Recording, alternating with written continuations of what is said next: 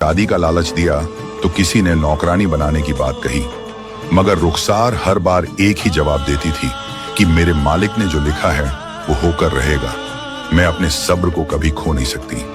फिर एक दिन गांव की एक बूढ़ी औरत ने उसे बताया कि गांव के बाहर जंगल के किनारे एक वीरान महल है जहां बरसों से कोई नहीं रहता, मगर अब उसके असली मालिक लोग शहर में रहते हैं और वहां महल में काम करने वाले की जरूरत है। मेहनत करने का अच्छा पैसा मिलेगा। रुखसार ने अपनी मां की आंखों में देखा तो उसमें सिर्फ कमजोरी और बेबसी नजर आई। उसने सोच लिया कि अल्लाह का नाम लेकर और अपने दिल में हिम्मत रखकर जाऊंगी।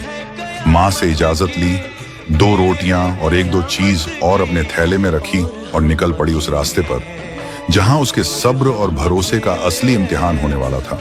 जिस महल में रुखसार जा रही थी उसका नाम सुल्तान महल था, जो कभी जमींदार रईस खान का रहने का ठिकाना था।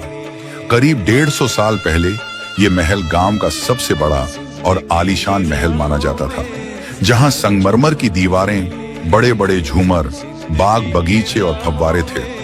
रईस खान साहब बहुत अमीर थे, मगर उनकी एक इकलौती बेटी जरीना थी। कहते हैं कि जरीना का हुस्न बेमिसाल था, मगर उसमें घमंड बहुत ज्यादा था। एक दिन उसकी शादी एक शरीफ मगर गरीब लड़के से तय हुई जिसे वो बिल्कुल पसंद नहीं करती थी। उसी रात जरीना ने खुद को महल के सबसे ऊपरी कमरे में बंद कर लिया और सुबह वो झूमर से लटकी हुई मिली।